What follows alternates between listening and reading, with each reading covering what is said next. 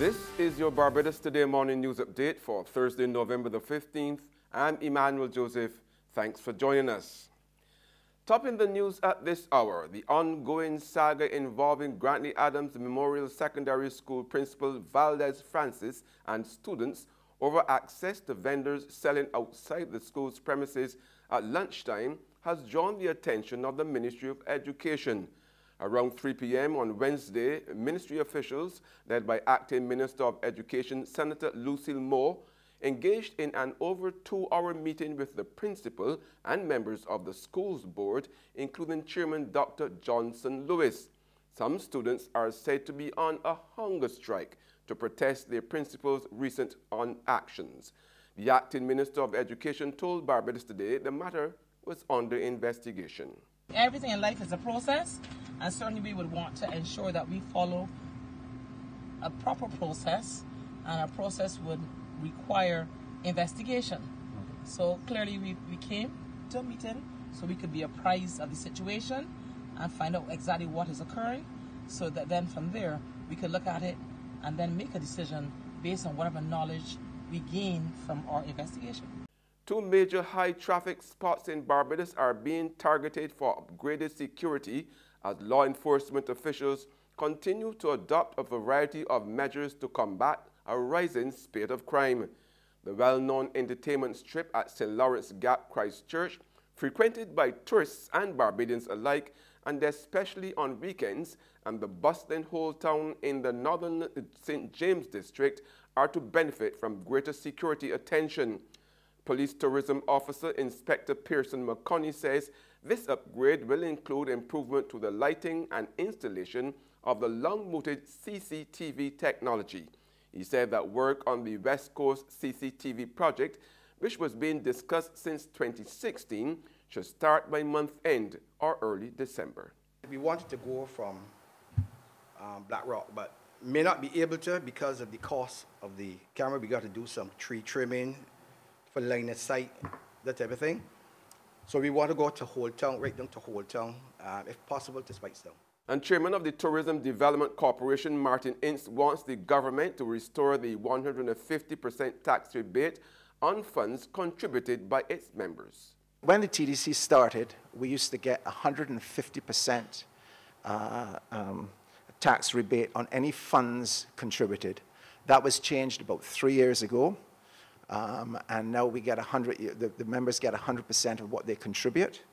And I will continue to lobby for a return of the 150%. And we hope that this will be looked at favorably by the new administration. The TDC funding takes pressure off the national bodies, the BTMI, and a lot of sporting organizations. So, you know, for a small increase, we can get additional funds from membership.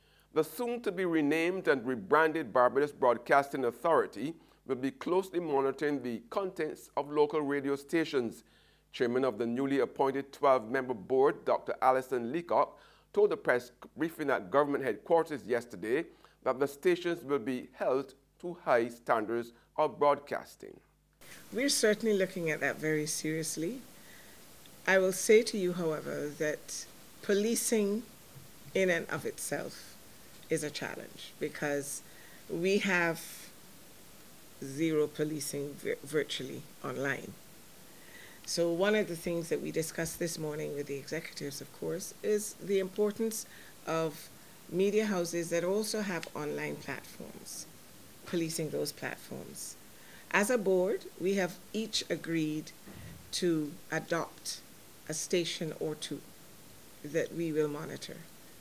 And our desire to have access in social media that will allow the public to make inputs and to give us feedback, or to say, look, I heard this today and I was very unhappy with it.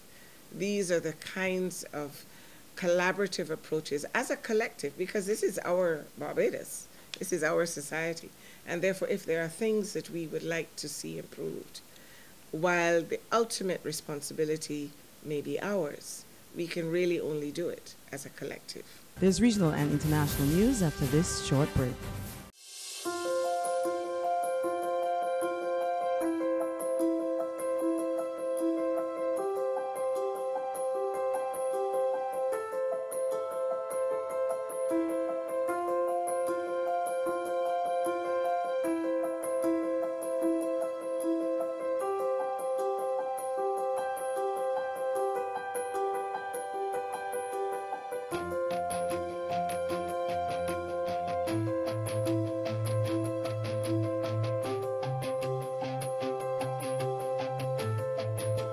Barbados Today, news you can trust.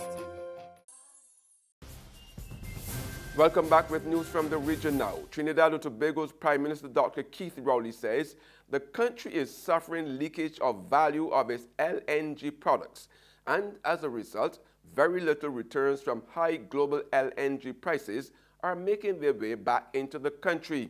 Nisha John Mohammed of TV6 has more on this story. The Prime Minister lamented that traders are reaping all the benefits from the country's LNG production, and through clever portfolio management, they have begun using the system to their advantage. Traders are able to benefit unfairly from our LNG production. As such, very little of the returns from high global LNG prices makes its way back to Trinidad and Tobago. This cannot be allowed to continue, and as such, the current system is being and must be reviewed. Dr. Rowley said that the problem of unfair benefit sharing is not unique to Trinidad and Tobago, since there are other countries facing this problem. And on the international scene, Myra Ricardel, the White House Deputy National Security Advisor, was forced out of her job on Wednesday after President Donald Trump's wife, Melania, said Ricardel did not deserve the honor of working for her husband. White House spokeswoman Sarah Sanders said in a statement that Ricardel will continue to support the president as she departs the White House to transition to a new role within the administration. Sanders did not elaborate on what Ricardel's new job would be. And that's news, but for the very latest, visit our website at www.barbadostoday.bb. You can also subscribe to our e-paper, email updates, or like us on Facebook, and sign up for breaking news alerts via WhatsApp. We are also on Izumi Media in bus terminals, as well as Screenplay at supermarkets and gas stations near you. Now, you can also hear us on Mix 96.9 FM.